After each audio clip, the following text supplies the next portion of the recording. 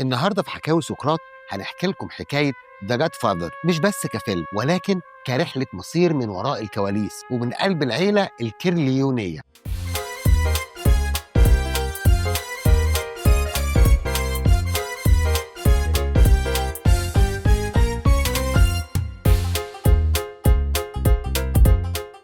قبل ما ندخل جوه الحكايه لازم تعرف ان ذا جاد فازر ما كانش مجرد فيلم جريمه، ده كان مشروع ضخم جدا، والمخرج فرانسيس كوبولا كان وقتها شاب صغير لسه بيحاول يثبت نفسه. الروايه الاصليه كانت ناجحه جدا، لكن استوديو باراماونت ما كانوش متاكدين انها ممكن تتحول لملحمه تاريخيه. كوبولا دخل المشروع وهو نفسه مش مقتنع 100%، لكن مع الوقت ومع اختيار الممثلين بدأت الحكاية تبان. مارلون براندو اللي جسد شخصية فيتو كريلوني كان اختياره مخاطرة كبيرة جدا، لكن كوبولا قاتل علشانه ووصل لمرحلة إنه صور له تيست كاميرا في بيته، والنتيجة واحدة من أعظم الشخصيات في تاريخ السينما. القصة بتبدأ مع فيتو كريلوني رئيس العيلة اللي حاطط أحلام كبيرة لابنه الصغير مايكل. مايكل الجندي السابق في البحرية الأمريكية، عايش حياته بعيد عن العيلة، عنده حبيبته كي وحلم بعيد تماما عن الدم والسلاح. لكن في عالم الكريلوني انت ممكن تفتكر انك بتختار طريقك، لكن الحقيقة طريقك هو اللي بيختارك. مايكل في البداية كان بره اللعبة تماما، شخص ذكي وشريف وولاؤه الأكبر لحبيبته. فيتو كان شايفه سياسي في المستقبل، رجل قانون يربط العيلة بالسلطة الشرعية، لكن السوق بيتغير والمخدرات بتدخل في الصورة وفيتو بيرفض. القرار ده بيكلفه كتير جدا، بيكلفه محاولة اغتيال بتسيبه على حافة الموت.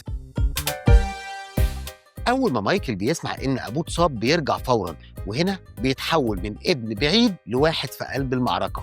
في المستشفى بيلاقي الحراسة فجأة اختفت والعدو على الأبواب، وبدافع الغريزة وبعقلية الجندي بيرتب الحماية لوالده، لكنه بيتلقى ضربة قوية جدا من شرطي فاسد، ضربة مش بس على وشه لكن على كل المبادئ اللي كان مؤمن بيها. هنا بقى بيبدأ مايكل يشوف الحقيقة، إن القانون مش دايما مع الحق، الفساد مش بس في الشوارع ولكن في المكاتب الكبيرة. وبخطوة جريئة بيقرر إنه ياخد حقه بدراعه ويقتل الشرطي واللي أمر بقتل أبوه. اللحظة دي كانت مفترق طرق. مايكل كان فاكر إنه هيعمل العملية ويرجع تاني لحياته الطبيعية، لكن الحقيقة إن الرصاصة دي قفلت كل الطرق التانية. هرب على صقلية وهناك بدأ حياة جديدة، اتجوز وحس لأول مرة إنه لقى السلام من الماضي، لكن الماضي عمره ما بينسى عنوانه. في نيويورك العيلة بتعاني، وسوني الأخ الأكبر بيقع في فخ بسبب طبيعته الانفعالية وبيتم اغتياله. الضربة الأكبر بقى لما مراته الجديدة في صقلية بتموت في انفجار، وده ما خلالوش أي بديل غير إنه يرجع ويستلم مصيره كواحد من أفراد العيلة. مايكل بيرجع كراجل جديد خالص، مش الجندي اللي بينفذ أوامر لكن القائد اللي بيصدر أوامر، وبذكاء بارد وقرارات محسوبة بيبدأ يفرض سيطرته. ولما فيتو بيموت مايكل بيبقى دون كريلوني الجديد، وفي مشهد عبقري خلال تعميد ابن أخوه بينفذ خطة في منتهى الذكاء لقتل كل أعداء العيلة في نفس اللحظة. المشهد ده مش بس عن الدم، إعلان ميلاد زعيم جديد، زعيم مستعد يضحي بالقيم علشان يحافظ على العيلة.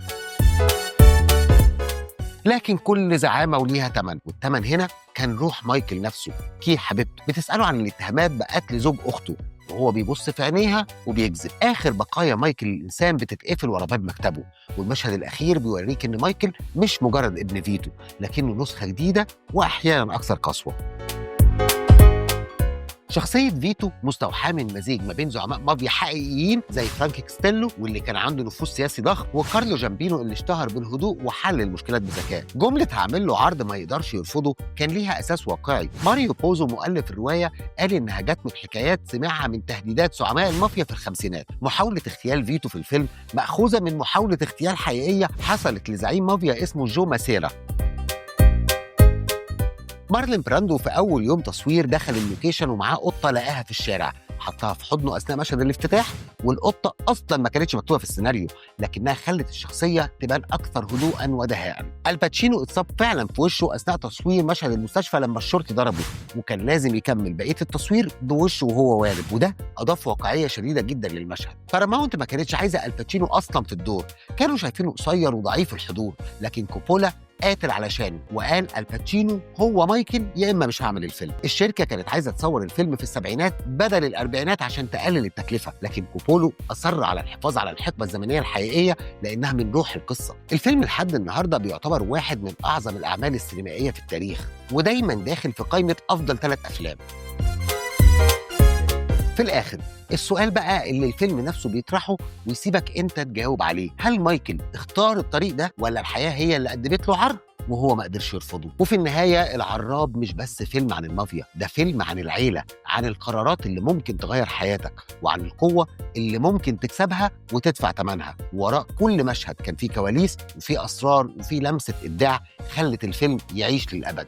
وهنا هنرجع للسؤال اللي بيسأله أي حد بيحب السينما، إيه اللي يخلي فيلم يعيش 50 سنة ولسه بيتشاف لحد النهاردة كأنه نازل امبارح؟ ده جاد فازر مش بس قصة ولا أداء ولا إخراج، الإجابة في التوليفة، اللحظة اللي كل عنصر فيها كان بيخدم على التاني لحد ما يتحول لفن خالد.